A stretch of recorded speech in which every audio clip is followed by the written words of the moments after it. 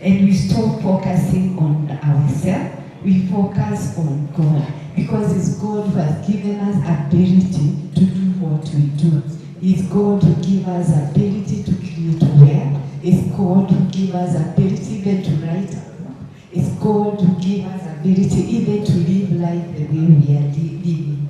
The other reason that we give thanks is because when we don't give thanks, we stop moving forward.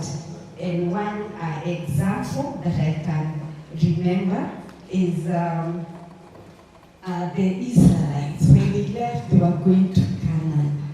But they started complaining when they were in the wilderness. Instead of looking at God and giving thanks to God, because they have come from Egypt where they were suffering, they complained. So they stayed 40 years in a place where they could have taken a very short time. Another place we can say where people don't move, there were some lepers that were healed by Jesus. There were 10. 9 of them went, they did not give thanks. One of them went back and told Jesus, thank you. And Jesus told him. Jesus noted this is lack of gratitude from the other 9. Telling thankful for Naaman that this is faith had made him well and whole. So the 9, they were healed. They were not made whole. But the one who came back to say thank you, he was healed and he was made whole.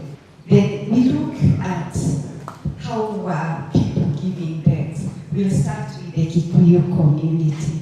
In the Kikuyu Kikuyu community, giving thanks, we say, Ushokia Gado. Ushokia Gado is giving thanks. It was done, and it was deeply spiritual in the community of the Kikuyu. It was not done by one person. People were being called together. They either slaughter or do other rituals or ceremony for giving thanks. They did this to recognize God and recognize the Kikuyu ancestors.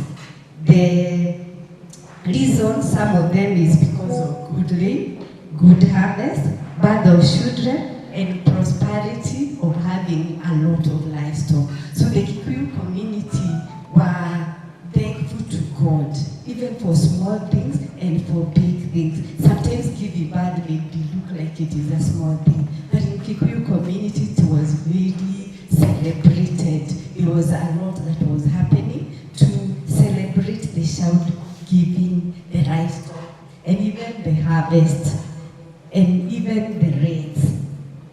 How did they do it? They did sacrifice of animals. We call them kuruta magogona. Malutaga magogona. That is giving sacrifice. That is one thing that they did. And they did this for weddings. They slaughtered goats, cows, and just appreciating and show and just give praise to God. That was the way of thanksgiving, by sacrificing and giving thanks to God. Another way, it was pouring libation. Kohila Lukenya, that is what is called. Elders pour traditional beer or even milk, a token of thanksgiving to ancestors and to God. Sometimes some people, I've seen some people pouring both and other things and saying they are pouring to the ancestor. So it was a form of way of giving that in the Kikuyu community. They also did prayers offering under a mugumo tree. Where we grew up, me and my sister, we had a very big mugumo tree. We were told that around that mugumo tree, people gathered to give thanks to God. They used to slaughter under the mugumo tree and just give thanks to God. We are told, for instances, when there was no rain, they go, they do slaughtering, they do the prayers facing Mount Kenya, and the rain could come. So the Kikuyu community were very particular in giving thanks to God, even in this way.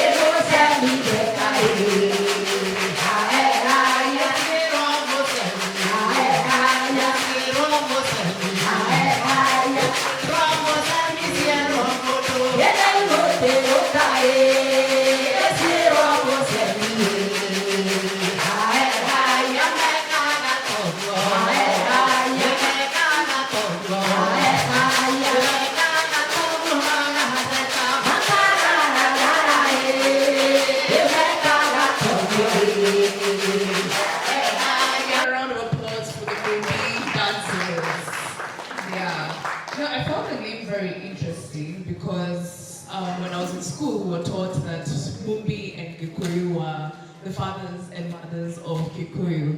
So a bit to talk, someone to talk a bit on our culture and our environment. Guys, kindly put your hands together for Mary Muthoni Wangi.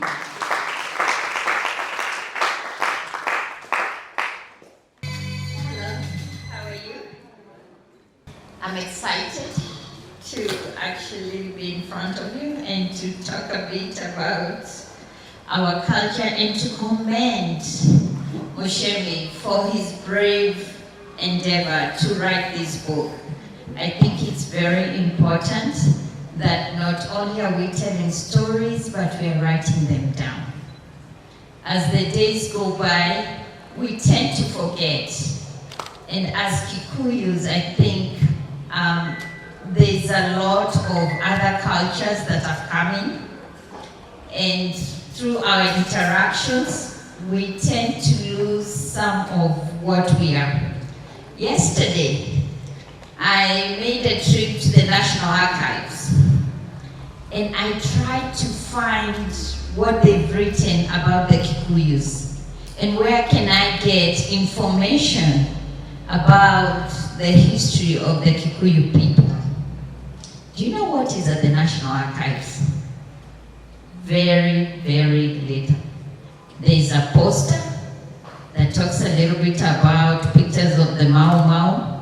And then there's one side where they show a spear and a shield, and they say that's the Kikuyu story. So it is for all of us to actually find out our true history. The other day, my grandmother passed, and I feel bad because she passed with so much wisdom. I did not sit with her to find out our history from her. All we did was visit her. I don't know how many of you go to visit your grandparents or elderly people. Naenda mnakunywa chai, naleta mzigo, nawasalimia. After 3-4 hours, mnaenda. We need to not do that. I think we need to invest more time with us, through stories. And if you're not listening to those stories, we're going to lose the history. And to me, this is what this book that Muchemi has done is doing. It's helping us preserve part of that culture, and he has gone out and collected the stories so that we ourselves can also preserve that culture, not just for ourselves, but also for other new generations that are coming. So let's put our hands together, all of us, for Muchemi, and thank you so much. It's been an honor. So for our next speaker, I'm going to talk about the rising interest in our culture. These days, culture looks different in terms of how we dress. We are looking African today. I can see some who are in the traditional Kikuyu outfits. A round of applause for them, tafadhali. In fact, stand up. We appreciate you. Yeah, thank you so much. So please, kindly put your hands together for Sami Gashure.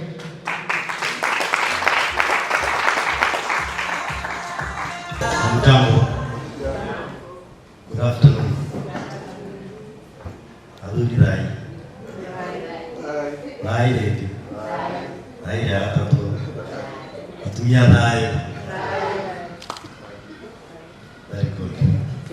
Allow me to start by congratulating Dr. Muchemi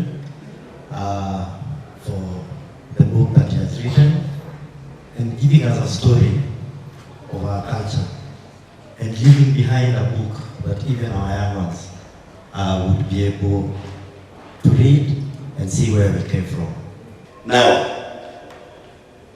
how did I meet Dr. Muchemi? So, we've been with this gentleman in the railway industry, and we have to talk about railways and how we are going to expand it within Nairobi. And I hear Dr. Muchemi.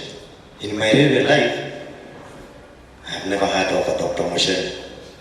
So I was wondering, now, why am I going to this meeting with Dr. Musheni, who has no history of railway? So I sent one of my colleagues.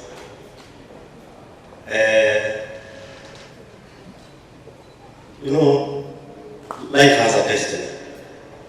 So later, after I leave, and the company where I was working in railways closes down,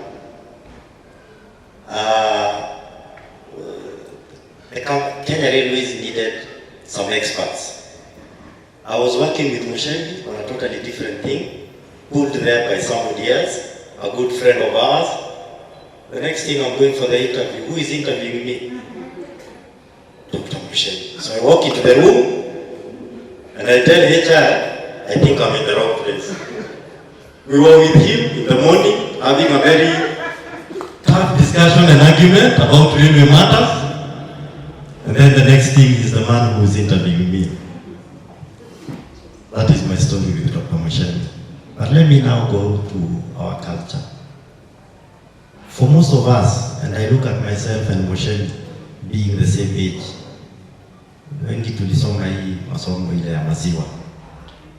And we had CRE, and we had the traditional thing.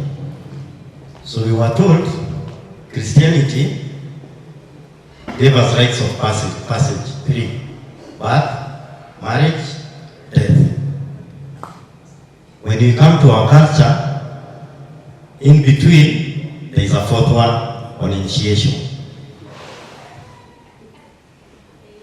Where most of us grew up, because of the families where we were, and the Mau Mau story that was said here, there was a lot of fear in being told about the Kikuyu culture. But behind the scenes, you could see the parents were behaving in a certain way. When your uncle comes, naona mbuzi inachinjwa, and it is being done in a special way. We've been told about Thanksgiving. I remember when I got my first 2 jobs, my dad called me, akanipatia gari na shopping, akaniambia peleka huko ende useme asante. Huyo ndio alikupea kazi. When I got my first job in Nairobi, my dad called me, akaniambia chukua hiyo mbuzi 2 upelekee huyo kazi yako huko Molo, umwambie asante. And that's the same thing with Christianity. What am I trying to say? Christianity in culture, tunasemanga hakuna mahali inapitana. That even our parents, wherever we were brought up, there was a lot of culture. When a young, especially a young boy, was born, kuna mbuzi ilikuwa inatolewa kwa wazee, inaitwa hako. Ndio huyo kijana akienda kukutana na wazee, they're able to talk. These days, it's done differently. It's not in the same way. So next up, we'll have a few voices of the younger generation, the millennials and Gen Zs in the house. They'll tell us a bit about what have they missed in culture, what's the gaps they want the other generations to fill, or do they have specific questions, you know? So the first, and say Gen Z, I'd like to call up, please, a round of applause for Cynthia Njambi.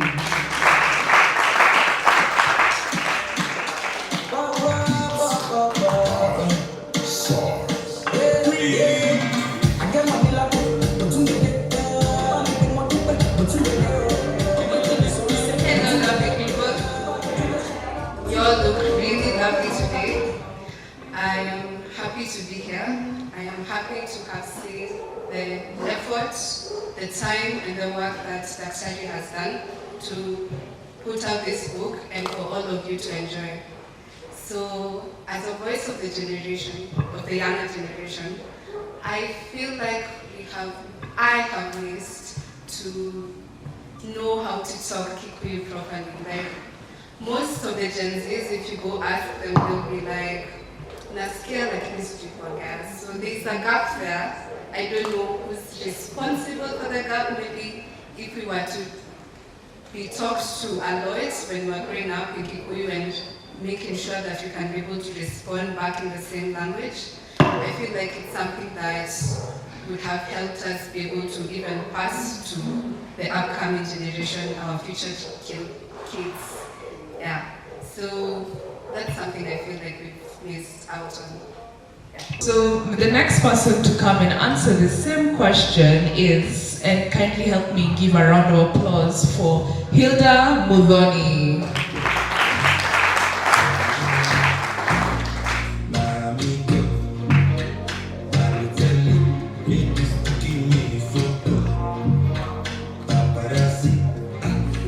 It's a pleasure to be here, and congratulations so much. I find this to be a huge inspiration and a challenge to write a book. So, what I feel that we missed out on as a young generation, more of the millennial side, is that sense of being rooted in culture, because we have all these traditions and ceremonies, there are shows, the rites of passage, but I feel like even as we participate in them, there's that disconnect of not really understanding the true meaning. So that is one of the things I feel is what we missed out, and hence we become the people who are really at the heart of this tension between tradition and modernity. But I also think that there's a few things that maybe we could learn from the older generation that can really help us, and one of those things is just the history, both when it comes to the history of our culture, the history of our families, the political history. A lot of these things will kind of shape our sense of identity, and I feel like if we got to learn more about that from the older generations, then it helps us when it comes to making decisions. Alright, so the next speaker coming up is actually my cousin. So she'll give the millennial point of view on what she thinks is missing in culture now in the millennials. So please give a round of applause for Eva Mudhoni.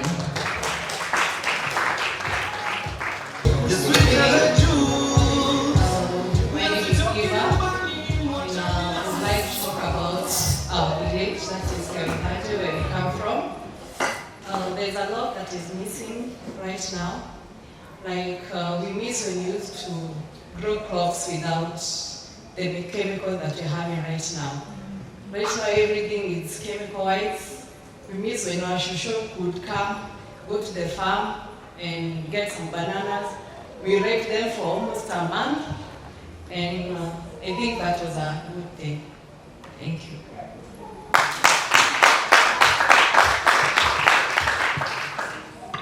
Thank you, Eva. I also miss Shushu's bananas, so we can agree there.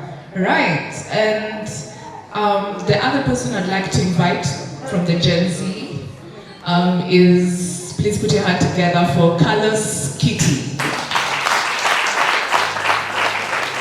Barienyo. So, I am in my regalia as a Gen Z. Bontao, your regalia, official, semi-casual. So, of course, first of all, I'd like to thank Dr. for inviting us to launch his book. Most people would say I am honored, I'm thankful, of course we are. But as Gen Z, I won't lie that culture doesn't have a lot of meaning to us in terms of we don't hold it in high regard. As we go to see our grandparents every holiday, there are some traditions I've picked up here and there along the way, like when we were being taught how to slaughter, apparently the way we do it, first of all you should be barefoot, this, let me speak for like a chicken, and you should apparently face north. Now, I know that's what we do. The reason behind it, I don't know. To me, it was a set of instructions. But you see, to my dad, it's his culture. He knows why. So that's an example of what I'm trying to say. We don't hold culture in high regard. Okay, and lastly, I'd like to invite another Gen Z to speak on the topic.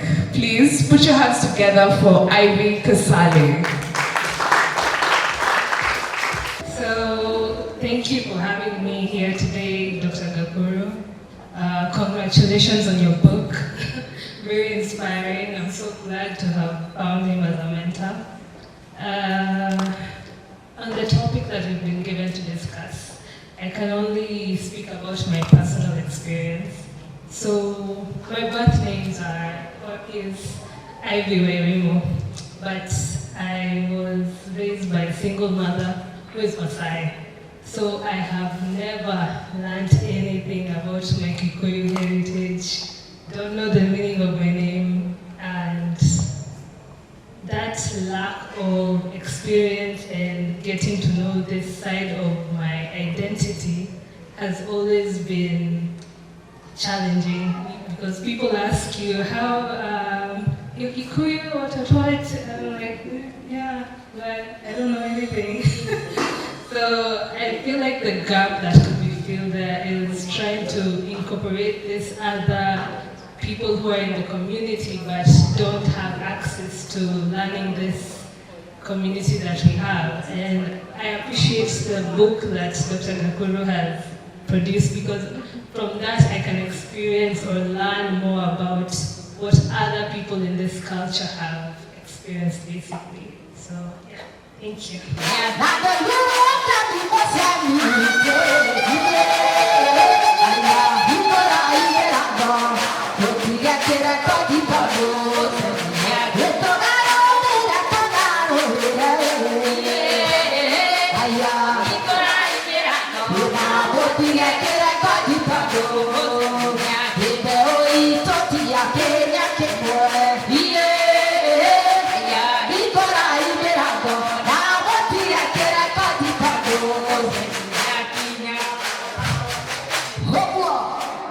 So if you are satisfied and full with lunch, give me a wave. I want to see how many people know Meshiba. You know, you have energy now. Give me a wave with strongness. Yeah. Very good, very good, very good. So we want to continue with the program. I hope you enjoyed lunch. For the next bit, I will invite my aunt to talk about Kiaiwendaji. I don't know how many people know about Kiaiwendaji. Does anyone know what that word means or what it is? Is it a person? Is it a place? Yeah. So to find out more, please put your hands together for Wangeshi Karigo.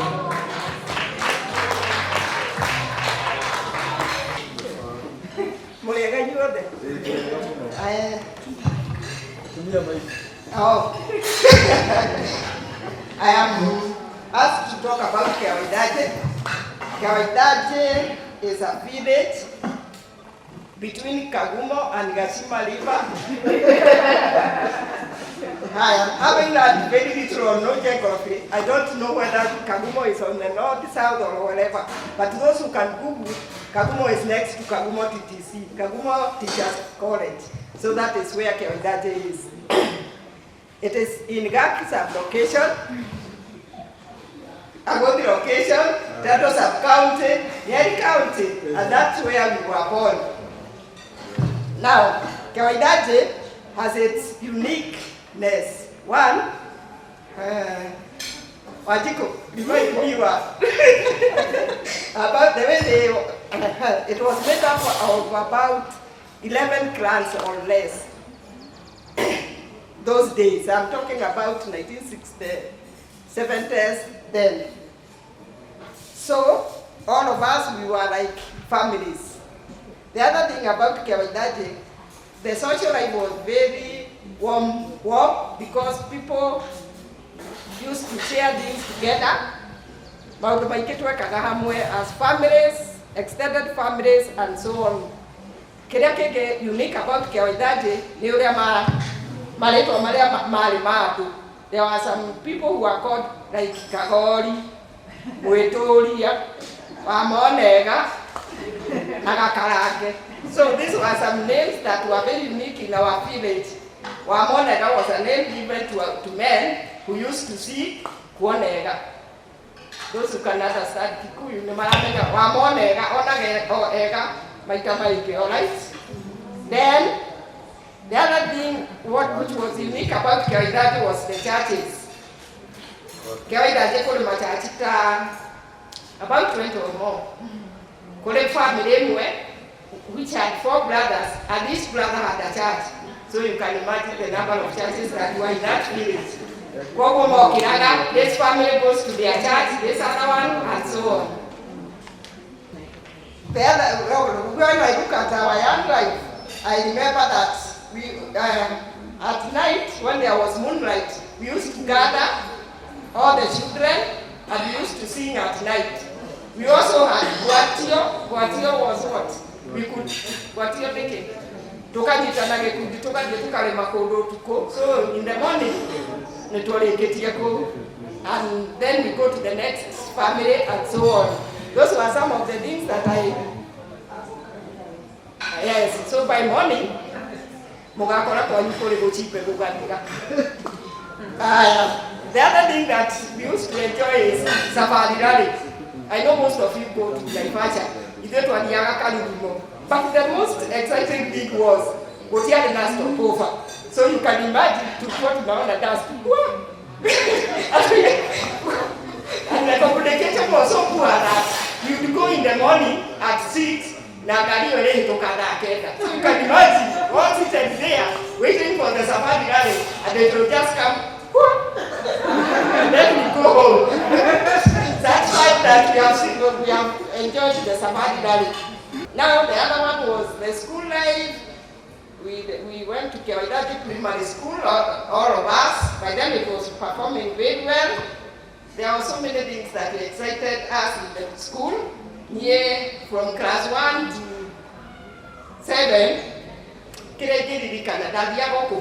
so I was waiting for break time to go and play, killing the rats, jumping mabricans, and so on, alright? So the other thing was the songs that we used to sing, and I'm requesting my sisters to come and sing with us as I finish.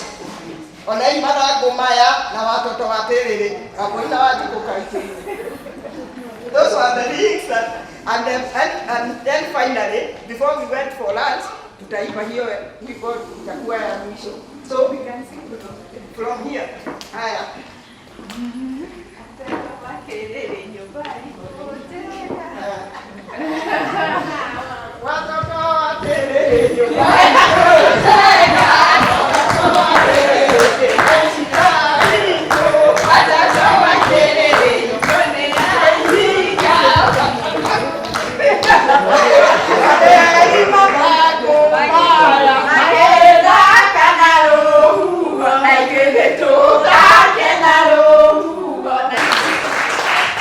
That was really funny. I didn't know you guys had such fun.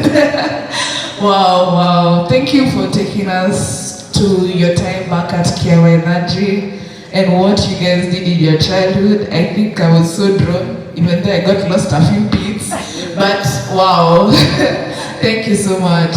All right, so just a quick announcement. There is a table here that they're selling the book. So when you get a chance, you can pass by and buy the book and read all these amazing adventures at Kiawaidati. Thank you. All right. So next up, we will get some reflection. And what's this reflection about? It's reflection on the vanity world of money. Tunaongelelea kuhusu maisha. So guys, kindly put your hands together for Robert Kimbore. Good afternoon, everyone. First of all, I think, Moshemi, thank you very much, and congratulations actually for achieving this big feat of publishing your book, your thoughts, that I know have been cooking, progressing over the years. I really feel honored because I remember the times once in a while we sat in your office and just had this banter, you know, on what you're thinking, and especially for me it began with your story on Facebook. Very hilarious story. where you, I think you jumped off a truck it's in the book, so we'll read and see that. But it starts from there. But it progressed to times where we would just sit with him and just think through how the olden times were in relation to our modern the world that we live in right now. And very contrarian, interesting things came up, you know. And one of them, I think, is what I'm going to talk about money, you know. There was money in the olden days, and there's money now. What's the relation? And we could have that talk, and I think I enjoyed it so much for that. So thank you, and I think it's something we all look up to and should follow suit. Going by what someone told us, we should all try and pass on what we have to the next generation. So it's a call for that. But to understand the vanity side of money, I think we have to see where money came from. In the old days, money was actually a means, you know, of exchange. You came with one thing and traded what you have with another thing. So really, it was barter trade. It was barter trade. But then, as you know, if I come with my goats and I need grain, and the person with grain is not there or it's finished, what do? I'm limited, right? I may end up going home with what I probably didn't come to buy. So that limitation is what led to, and this is African, is probably global, is what led to now the initial introduction of money as we know it. So in came currencies like what? Cowrie shells, salt, what else was used to trade one thing for another. So that's how money began. There was a medium of exchange where which would be acceptable on both sides, and it made exchange easier. And we've moved along to money as we know it, what they call fiat currency, the note that we have in your pockets, in your wallet. And we've moved on again to cards, and right now we are at a stage when it's not even physical, it's going digital and virtual, right? And I'm sure each of you has experienced a bit of that somewhere. If you don't believe that, we can discuss that later. If you've ever bought something using Bonga points, you see where we're headed. If you've ever actually used a digital currency, probably you see where you're headed. So that's where money comes from. But there are things, as money changes over time, there are things that don't change. One of the things that don't change is the exchange bit. You use money to get what you need. So, as much as money helps us get what we want, it's a means of exchange, it's also a kind of, it's an imposter, sort of. And how would it be that way? Yeah? It gives you a false sense of what? Security, when you have it. Again, it changes you as a person in one way or the other. So, first it starts, you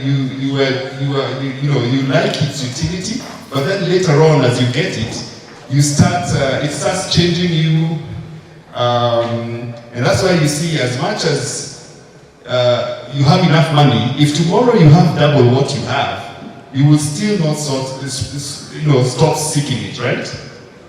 Yes, that's how money changes us, slowly by slowly. It's not a bad thing, but I think there's a perspective that we need to bring so that money remains what it is. It remains altruistic, and it does not become again, that vanity part of it does not stay with us. So how does that happen? It gives us an illusion of security. If you read Musheni's book, you see how people used to live in the old days. If you listen to what Grace was talking about, they used to come together, they go dig in, help a neighbor dig their shamba.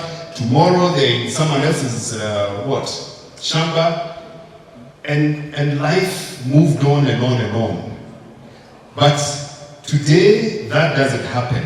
You have a false sense of security, and you're more individualistic. You want to do everything yourself. So that form of community is lost. But I don't know, was money really meant to move us from being a community, from doing positive things, to being individualistic? I guess that's the question now we want to answer and deal with. So in that African setting, she talked about getting a wife or something like that. Yeah, money was used to build kinships. Yeah, in terms of bride price. Yeah, money was also used to facilitate some sort of equity in the community. You know, where one didn't have enough, they got a little bit of help from the other one, and the whole community was had some sort of equity. I think that to me was the biggest takeaway from reading this book, and my reflections of what we should keep in terms of our view of money and our use of money. That is my biggest takeaway. What should you take from the past and bring to the front, even as things change, currencies change, the forms of money change? There are underlying things that I think should move on across generations. And that's really is what I want to do. So the dark side of money would be that individualism. It takes away from our Africanness. The dark side of money would be probably making us hedonistic, and that really means you will never have enough. At every point, you still want more. And it's more about accumulation than adding value to society and community. And thank you, Musheni, today. I think you've added value to the community. Putting these stories together, putting this history together to be shared in another many, many years to come. I think it's your big contribution to society. So, and a good way to really use your money, I guess. So, thank you for that. Yeah. Thank you, Kimori. I think we've gotten a reflection or two about money. And, you know, as he said, Solomon said, it's all vanity. So I think from what I've gotten from that is we need to cherish what truly matters, not the vanity things, not the vain things of this world, the ones that come and go. Things like family and the friends we have here are what we need to cherish at the end of the day. Awesome. So next up, we will have someone else to give us reflections. And this person was introduced earlier as someone who's very futuristic, future-forward thinking. So kindly put your hands together and let's invite Julius Katunde.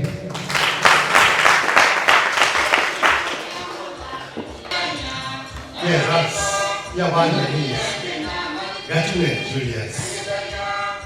I've known Musheni for quite some time. Knew him before I met him because his fame preceded him. I was told, I may not know this, when Musheni did his A-levels, and I was told in Alliance when he did his A-level, Kenya National Examination Council had to do an investigation. They couldn't release his result. Because they came to school to see whether he cheated. And you can imagine, you are in Alliance, which is a very good school, and they still don't release the results. So they had to investigate, they had to look for mocks, they had to go and ask teachers. And they were there, this is easy. So that's how I came to know him. And since I'm a competitor, I wanted to really see who is this guy who thinks he's so good. So we met. The next time, when we actually officially met, we met at Cambridge, University of Cambridge, where he was doing his PhD, where he did his PhD. He had actually finished. I was doing a master's in computer science there. And if you also want to know, Mushemi did his PhD. He got his PhD at 24 years. Yes. He didn't do a master's. He went from BSc to a PhD at Cambridge, which is one of the best universities in electrical engineering. So that's remarkable, yeah? Yes. So, yeah, you should clap for him. So he's what you call, but now he's becoming something else because you can do PhD and other things, but there's something called a polymath. I don't know that, who have the word called, do you know who's a polymath? A polymath is people who can do many disciplines. Because you can see as he was born, from engineer to computer scientist, he does computer science and he is better at computer science than me who did a master's in it. Then he did railway, he's now a civil engineer like Njuguna there. Because railway is civil engineering, it's not electrical engineering. And now he's writing, he's now into social sciences. That's what we call a polymath. People who can move from different disciplines. So I'm here to talk a bit about my experiences and foresight a bit, but also reflect, because we have also had interesting journeys. If I think of my journey from primary school, always interesting, because those are formative years. You can imagine 8 years right now, 8 years. Today is what, 2026. 8 years ago was what? 7 years was 2019. 2019 just happened. But in life, that primary is a huge, you remember it very well and it looks forever. But imagine when you're in standard 1, you cannot even think of standard 7 or standard 8. It's like you're thinking, what are you talking about? It's like, those years are very, very important and you have very, very interesting stories and they form you and you create friends, obviously, and people and experiences that make your life. So those reflections are very, very important. And here we talked of, obviously, the book captures a bit of culture, and we have had here asked about, does culture matter, does history matter? These are the questions that sometimes I ask, even as a futurist, because you always have to ask yourself, culture, and talking to the older people. And I caution stage, when you go to talk to the older people, be very careful. Reflect a bit about the future. I can see I've been told time off. I've not even started. But anyway, the question is about the future. Let's ask yourself. When we think about the future, because the future is very, very important. And the reason why I'm talking about culture and also history, because it matters a lot. When you think of the future, it's very, very important to understand history and to understand culture. And the question is, how do you think about the future? When we talk with your futurists, we don't talk because I want to tell you what the future will be. The thing about it is to think, what holds you from imagining better? Because life is about imagination. But how do you imagine? Because Africans have a challenge.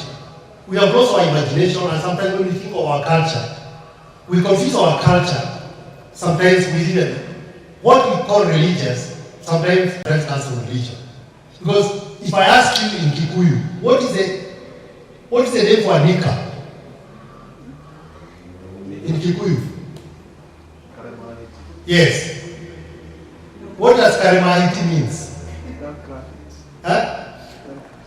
So why is it called that? Yeah? never buried people. If you got sick, you died, they just opened the back of your house, and then hyenas came and ate. And the only thing they couldn't eat was the kneecap. But right now we consider that. So we don't know that. That is Kikuyu culture. And it was up the other day. So sometimes you have to ask yourself, yeah, I'm not saying it's wrong, and don't judge, because the question, they have their own reasons for doing that. But what I'm saying is that we don't know our culture, and we don't know our history, even as Africans. Because I ask you, if I tell you in Congo, in 1500, Congo Kingdom, the Congo that we hear rumor from, had a printing press, had schools, had an ambassador to Portugal, it had a bishop. 500 years, 600 years ago, they had schools, public schools, they had paper, they had a printing press. And this is now Congo that we have. Because but you don't, why they don't tell you that? There used to be something called Azania Empire here in Kenya. I don't know whether you have heard of it. Because you see Maasais with their shuka and with their beads. Where do they get their shuka and where their beads? Where do you think? Maasai has always had those things. Beads are made from glass. Where do the beads come from? The beads came from India. Because Kenya, Maasais traded, even Kikuyus traded with India and China long ago. So, but those things are told so that to make you not imagine that you are greater. Because if you find that in Africa we don't teach enough history, so we limit what we can think about, so we can't think of the future properly.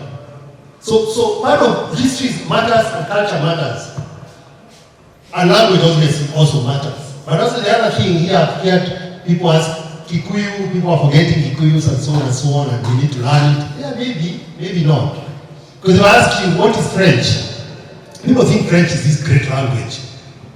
But the fact is, they used to speak Latin. Latin used to be spoken by the rich people and the educated people. Only a few people could speak Latin. So they went to... So, French is basically what you call, it's like share of Latin. So it became an Islamic language. So it's possible people develop their own language. So yes, much as we think about the future, the question is about thinking what holds us, what makes us not imagine. Because as yourself, you could ask yourself, we are talking of robots, we are talking of robots taking our job, we are worried about robots. Why are we worried about robots? Because they'll take our jobs. But if you ask yourself, if you have a machine that can work for you, why should you be afraid of it? If you took a robot today and went back and met your great-grandfather 500 years ago, and you say, I've come back from the future and I've brought you a robot that can do all your work, will they be unhappy? Will they say, you brought us a car, you brought us this machine that does every work, and now we will not be working? Will they be happy or unhappy?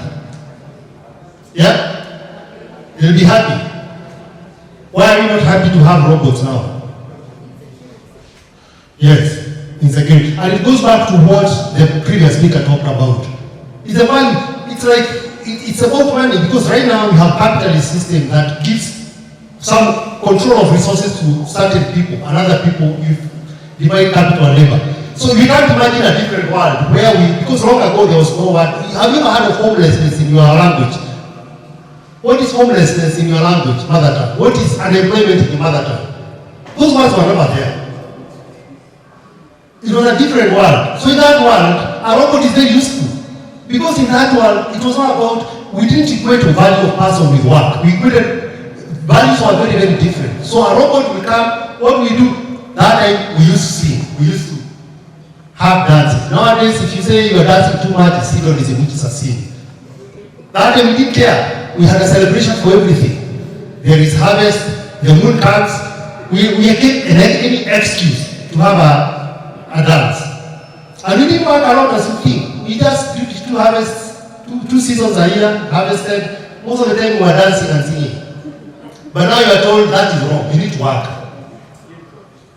Because that's an ideology. It's an ideology that has been put in and supported by myths and beliefs. That you are made to sweat, you eat from your bro, the church will teach you that you have to eat from the sweat. Hedonism is a sin. So everything is hell. What you see, how you see the world, is a constructed world. And then what we do in the future is trying to deconstruct that, to tell you, this, you think, this is why you think of this way. That's why you can't think of a different future, because you have been told, if the idle mind is the devil's workshop. Like if you don't work and you're what, you become evil. But there can be a different world, because if you look at our past, we lived, we were happy, we shared, no homelessness, no unemployment. So those are the things that are really, it's about how to imagine a different world. It's not about telling you what the future is. It's about understanding the world can be very different and you can have a big role to play for it. Anyway, I'll stop here. Thank you.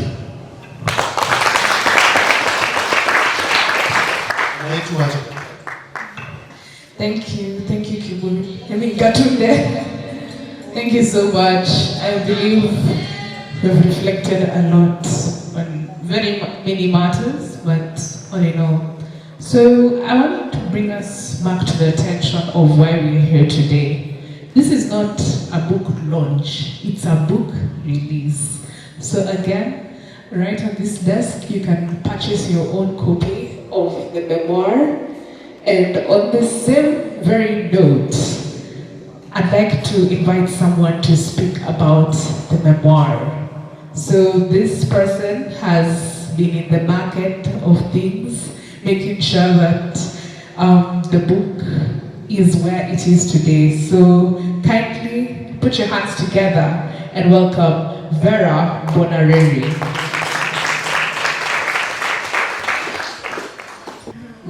Tunapimana, we see who stops first, who starts first.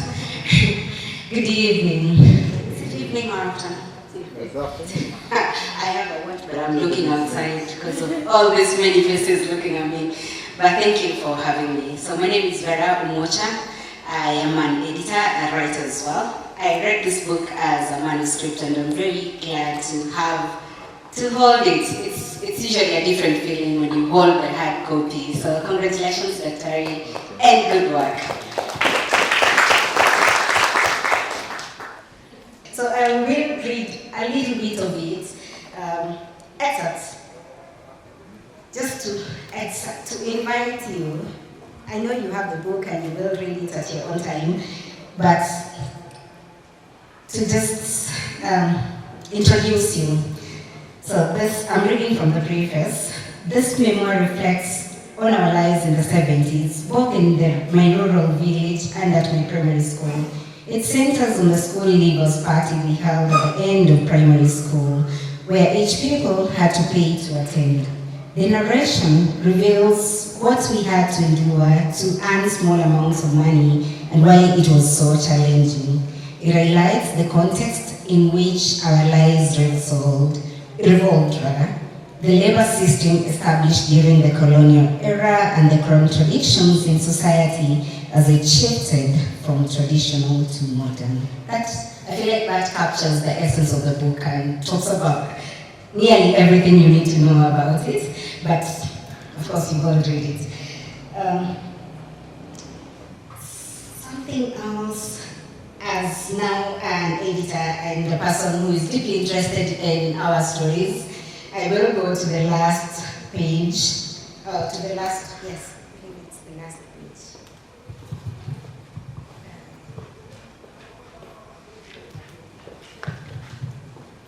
And this is what Daktari invites us to do. This memoir is thus part of that celebration with the hope that many might take inspiration and similarly share the rich knowledge they hold, which often circulates only within a close circle of friends. We will write until the night falls, then continue under the moonlight. And the power to tell one's story lies in one's hands. So this is for everyone who has a story to tell, because everyone does. Write those stories, tell those stories from your context, from your perspective, from your point of view, because only you can do it. Thank you. So next up, we have someone who will speak on educational and cultural value. And this person was introduced as part of the Technobyte team. So kindly put your hands together for Godfrey Oduor.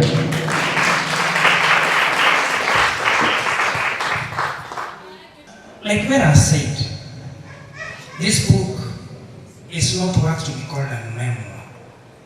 Actually, I call it a reflective memoir because the writer is in this present world. He sits here today. He takes us back to 1970s. He discusses with us what happened there during those days, how those things are today, and his expectations for the future. In the entire African society, every person has a root. You have a bearing. For you to be called a person, there's someone you are, there's somewhere you come from. That somewhere must be your culture. That somewhere. That thing you say doesn't matter much, as a certain speaker said. It's your root, it is your bearing, it shapes you. An African person had a structure and a system for everything. Any name you hear outside there has a meaning. This book grows with the character here, this young boy. From childhood up to adulthood. So it is a coming of age, kind of a reflective memoir. Any child who reads this will grow from that particular, using that particular character, grows with him up to adulthood. All those events that happened in the past, the child will learn through this book. Another thing is initiation. A child could not be just initiated randomly at a particular. There's a certain age that was set for this child to get initiation. At an age where the society believes this child, after initiation, he or she can start taking some responsibilities. The child is now becoming an adult. During that time, before or the eve on initiation, these initiates were being taught cultural values, those demands that after this procedure, these are the things you are expected to do. This is how you are expected to carry out yourself. This kind of teaching was to prepare this person to adulthood. They were being taught courtship, they were being taught family, they were being taught work, responsibilities. You see that? Those were being done then. Now, let's come back. Now, today, times have changed so much to the extent that the parents do not have any time for the children. Unaamka 5, you bathe, you take your breakfast. By the time you are taking your breakfast, nani ama driver has taken the children to school. Wewe unaachwa hapo kunywa chai, unamaliza, unaenda kazini. When will you get back? Past 7, maybe earliest 6. You are back. Children are tired. Wameoga, wamekunywa chai, wako hapo wanafanya homework, wakimaliza wamechoka, wanaenda kulala. You don't discuss anything. Who has more time with this child? It is the teacher and fellow pupils or students back at school. And again, this system of boarding school, students stay back at school. They don't have anybody back at home to teach them what? Their culture. So, the author jokes on my, in fact, he mocks us. If nowadays we graduate from school, these cultural activities that these youth were being taught while they were graduating from childhood to adulthood during initiation, who is teaching them now? So, we have moved from the initiation, which was being done through circumcision, to the initiation, which is now graduation.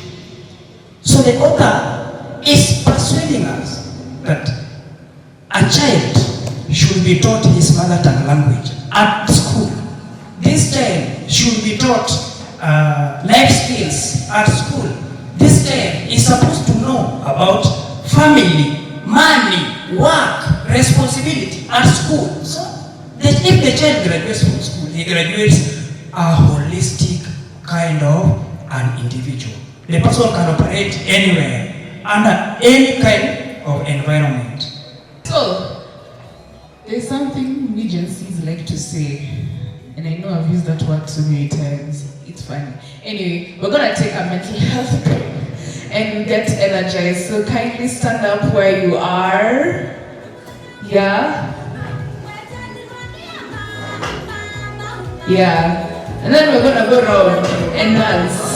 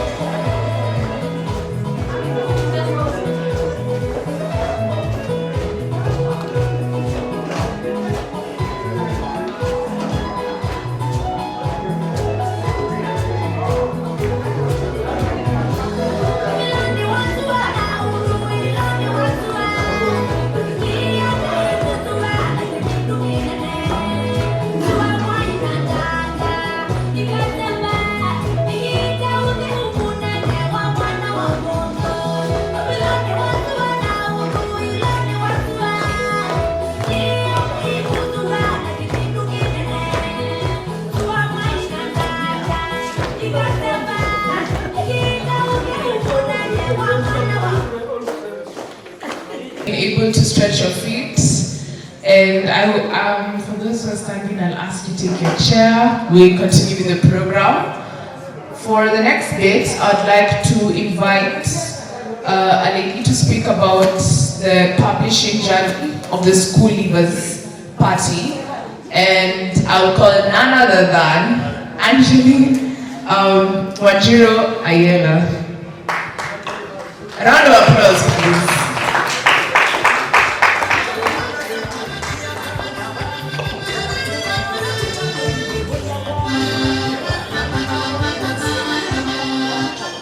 Hello everyone. Thank you, teacher. Thank you everybody for being here. Thank you, Dr. Moshemi, for inviting me and for getting all of us together to celebrate you. Congratulations on your book. This book has been a journey to get here, a very pleasant one. I will say it started 4 years ago, but that's just when I joined.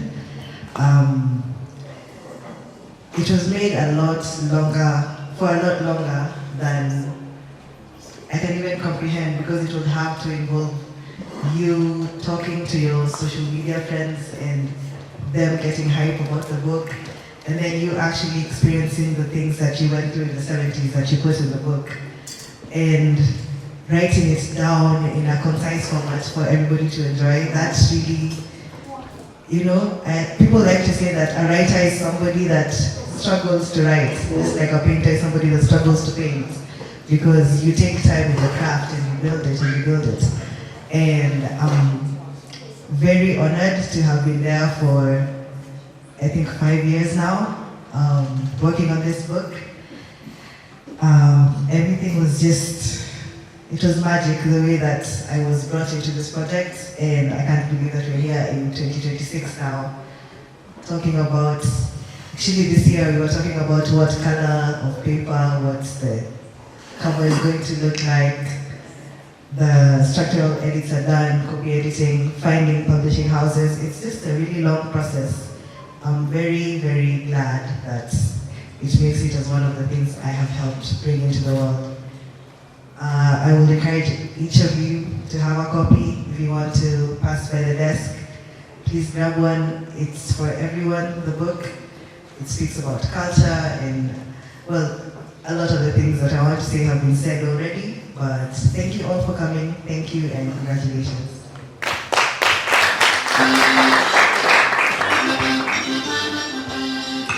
Thank you so much, Wanjiru. Right.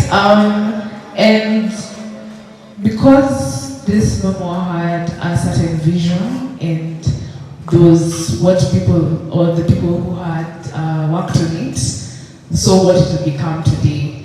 And to speak on that, I'd like to invite the author himself, the man of the moment himself, Mr. Muchemi Gakuru. Please give him a round of applause. So there's a friend of mine, she's called Dr. Kinejui. She's been with a professor at IDS for a long time. She studied with me in Cambridge, but she doesn't live in Kenya, she lives in the US. I'm going to call her and see whether she can say something. She has published 5 books in the circulation, and she's on now helping me move the next steps. Let me see whether I can get her to her on speakerphone.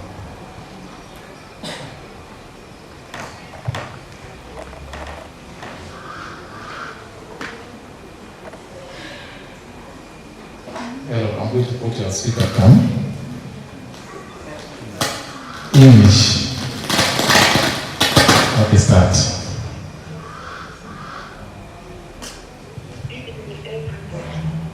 Greetings from Arizona in the United States. Arizona is a desert. They grow their food, they grow cotton, keep cattle, and they have tourism. They have medical tourism where older people from other places come for treatment. Greetings from there. My name is Mary J. Kinandri. I'm known Muchemi from our days in Cambridge. I was doing electrical engineering and I was studying geography. And some of the things that he has addressed in his book, I've also addressed them in my books, like the book Coffee Time. Many of them never understood why the issue of coffee bothered me, but I think now they have come to realize that the problems of coffee affected everyone. There are many issues he has covered in the book which are very relevant to us today and which we need to preserve and to transfer. My next point is to suggest that each one of us should make a book their best friend. This is because books take us into adventures, into new worlds. They give us a certain high that you cannot get from anywhere, and they also transfer and give us knowledge. And like the Kikuyu used to say, knowledge is beyond strength. We need to pursue this knowledge, and the only way we can pursue this knowledge is if it is written in books like what Muchemi has done.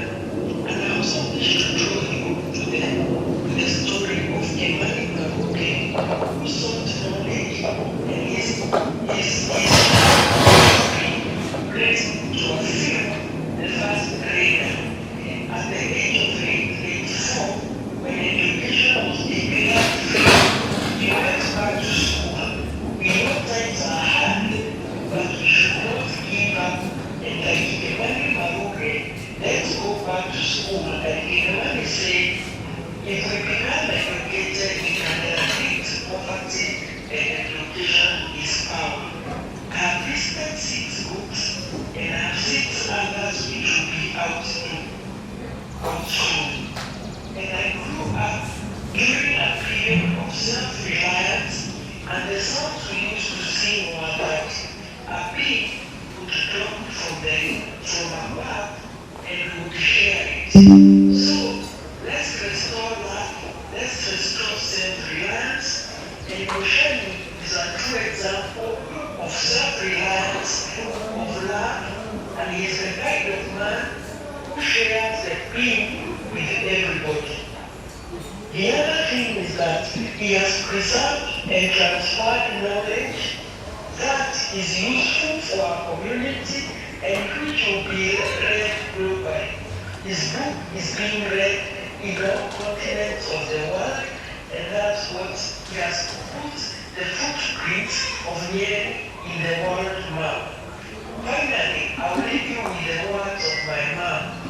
My mom every day would ask us for accountability. He would ask us, what have you been doing today?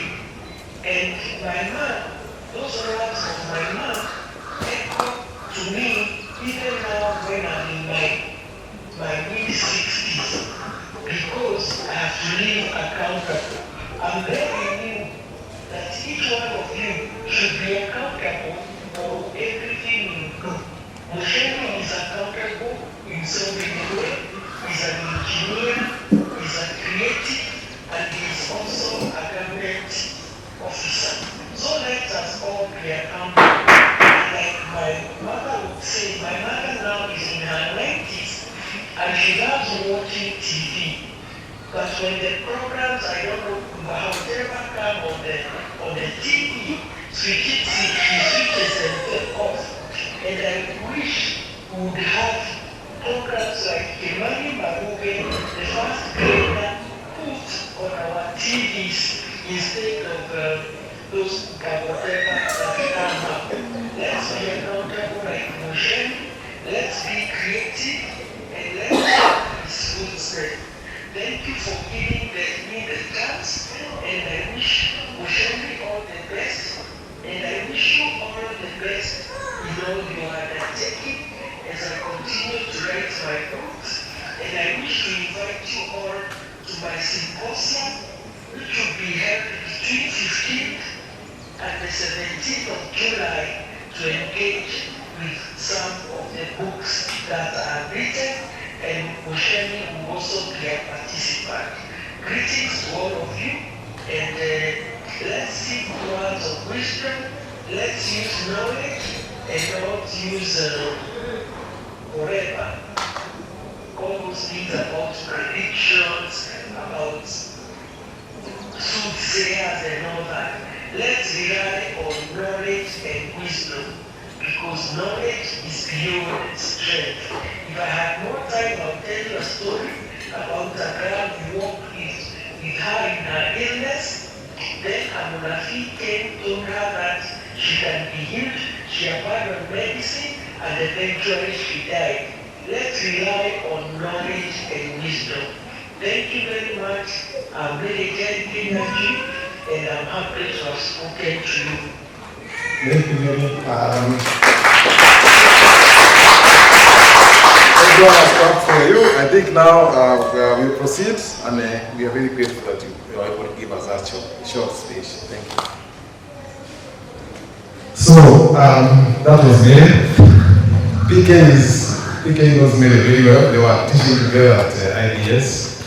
And you can see that she's another from Cambridge, like Gatune here. So these are people who have been my friends for a very long time. So now my issue was to talk about what is it that I had in mind when I wrote this book, or did I even have to write it? Because writing a book is not easy. We do many things. None of them, to achieve anything, of course, nothing is easy. So why did I have to write this book? And I think when you read the preface of the book, you see how it started. I realized that my friends were getting excited with stories that we always share. We still continue to do sharing. Even today when we go sit somewhere, we talk about what happens. I talked to my sister Wagesh every other day about some of those funny things that happened in Kerala. You see somebody called Mugadoki, you know, a very interesting character.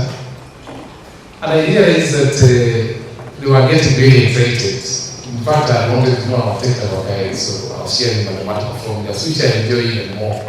But of course, people look at them and they wonder, what are these things? So when they were doing the stories like this, you mean I can tell stories? So you know, you want to write more and more stories. I continued writing, that was from December 2020. And then I realized I was actually being put under pressure, that they wanted more stories. It's like now, it's like when you do something and people like it, they start owning it, and you can't stop. It stops being yours, and they start owning it. And I had to stop writing the stories in April 2021. And even someone asked, why are you so abrupt?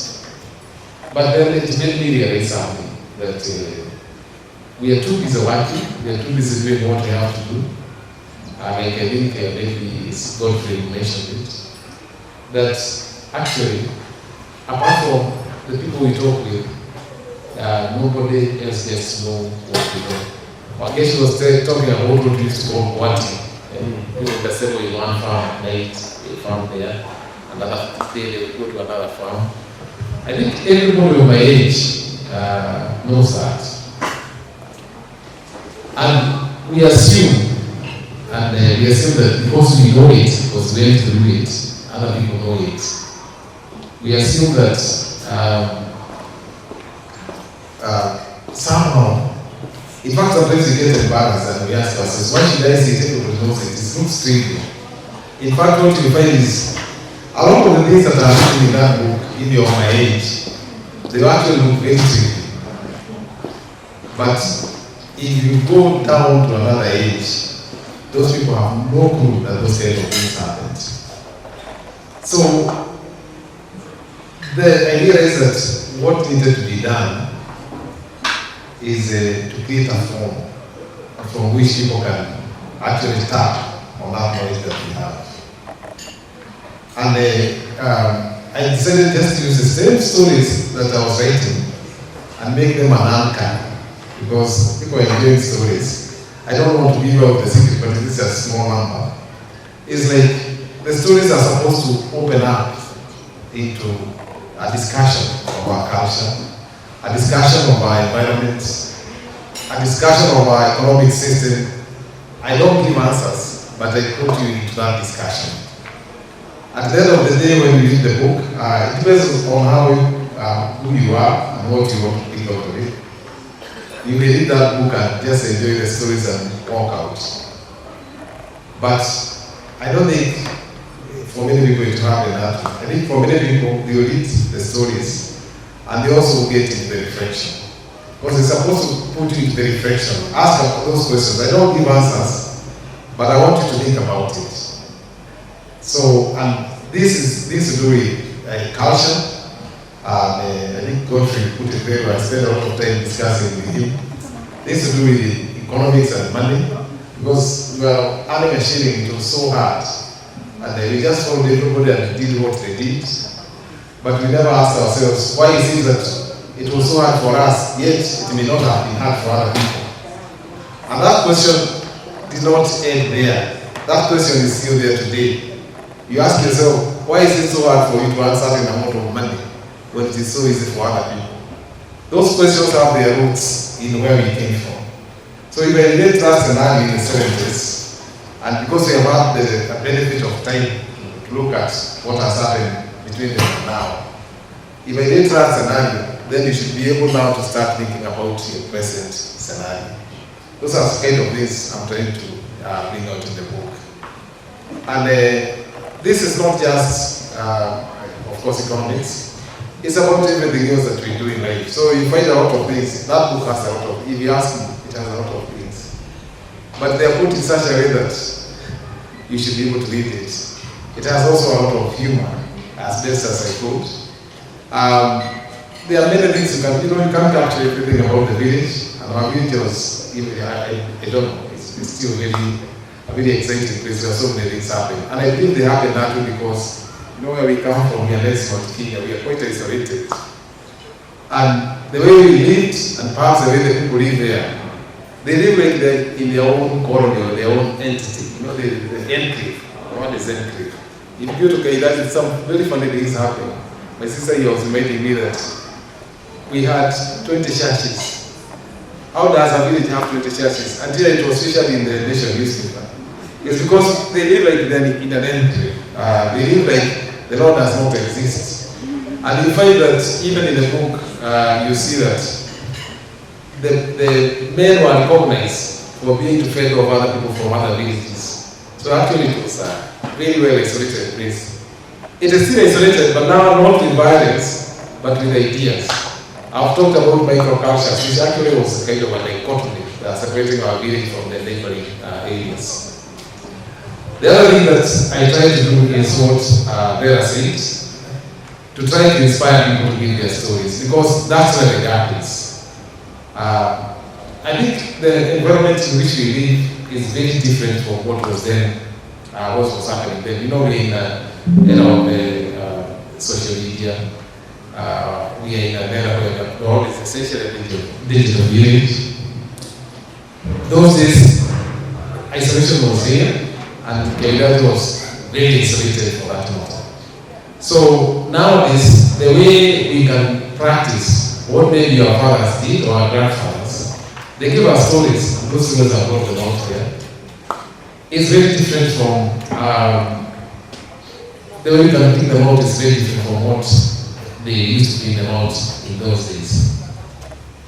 So I cannot give an answer in terms of how we need to bring them out, but we also know there are tools. A book is a very good tool. People could not write those days. Even when I started writing this book, in fact I started asking myself, how do I get a book published? And I've gone, as much as I've gone through the journey of writing the book, I've gone through the journey of answering that question. In fact, I have a publishing company. You don't hear Wizard say, waiting to sell you the book, actually that's the selling of the book. So I've done 3 books. Now those are 2 other books were practices. I was practicing how to publish in readiness to publish this book. And that's why I say this is a case where the mother was born after the children. You remember I said that? Because this book was the one that made me do the others. So I don't want to talk although I think we have been here for long. My main idea, I've also written a lot of scenarios that shows how the society failed to transition or did not transition quickly to the modernity which was real. And therefore, some people actually got lost within that system, within the system of transition. There's institutions that they used to accommodate all kinds of people, like Gatuna was saying here, there was nothing like environment, there was nothing like this. Because the institutions were developed over many years. But when the transition came, some of those institutions were eroded. And the new ones to take care of what was happening before are not developed. So we find cases of people who are fallen by the wayside in not so good ways. So they are all put there so you'll be able to relate. But my main point is that one of the ways that perhaps you can share knowledge is writing a book. And still you must understand that the book, like this is 188 pages. It's still a bit, so you cannot capture everything in a book. You cannot then try to spur discussions. So I think as we move along ahead, let's try to use all kinds of media. If it is film, I had Jerry was saying, Jerry Kenajui, the one who was in the US. Film is one of the other things that you can actually capture some of those aspects of our culture. But most important now, in my own experience, writing is not difficult. We have, and I think we are getting more. I was pleasantly surprised when I approached Longhorn, and I thought I would get the same issue as used to happen before. But what Longhorn did was to tell me that they have opened up for self-publishing. It costs money. I think for them they are commercial, they're also looking for money. But that's a little bit better because before, even with their money, nobody would have published your book. So nowadays it's possible you can publish a book. There are also many platforms you can publish your ideas. Of course, I'm not talking about reacting. You know, many times we find ourselves you look at the social media, people are saying all kinds of things. Yes, it's okay, but they are reacting. Take your time, think through, and get your ideas well organized and put them in something that people can consume and make use of. I think I'm going to stop there. My main idea is to inspire you to actually write books or relate your knowledge in one way or the other. And I don't know, people tell you when you build one house, you're easily building. Some of this is not applied to me. Others tell me that if you rate one book, you'll be rating others. I don't know whether I rate another one. It's a good, if you have to do a good book, it's a very hard work.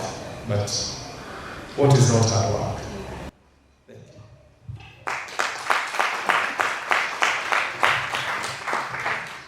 Thank you, Uncle Shani. I think at this point in time, I want everyone to stand up and give a warm round of applause to Shani Gakuru. It was no small feat, honestly. Congratulations. Congratulations. Yeah. Thank you. You may have your seats. So, we're going to get into another fun part of the program. I'll ask my aunt Wangeshi and Wanju Doni to come and take us to the next session. Additionally, I'll ask Rose to assist me to move some items. Thank you.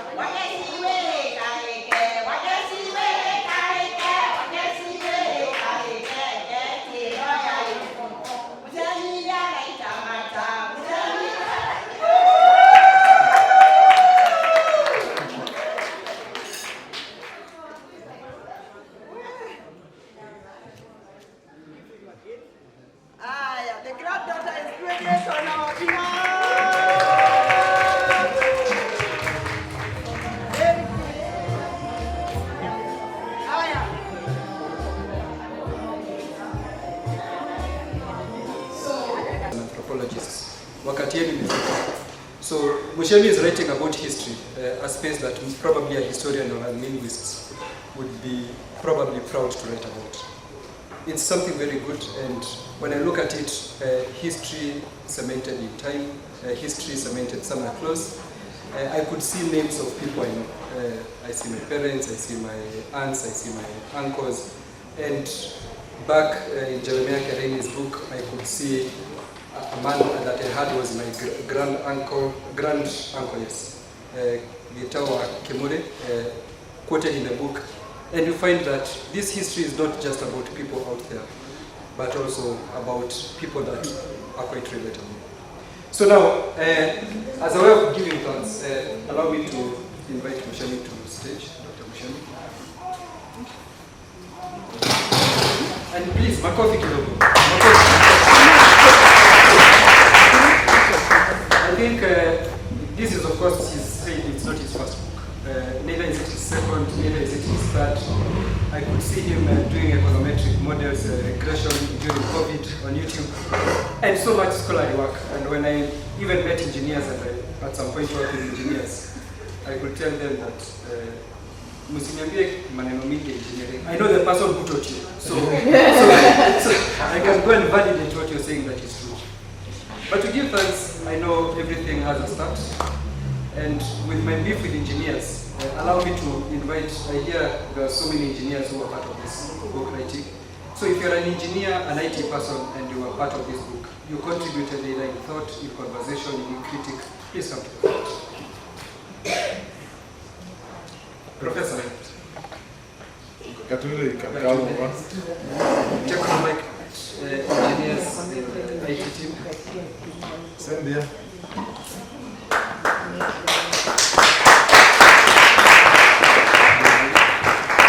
I didn't never do anything. Please come. I will come over. On Daily, I think you made the vote of thanks, a well-deserved photo session. So now, Uncle, you have enough photos. So we're coming to the end of our program. I just want to give one parting shot and I invite Salome to pray, then we can leave at our pleasure. And my parting shot is, my name is Julie Sakwa and I've been your MC. Thank you.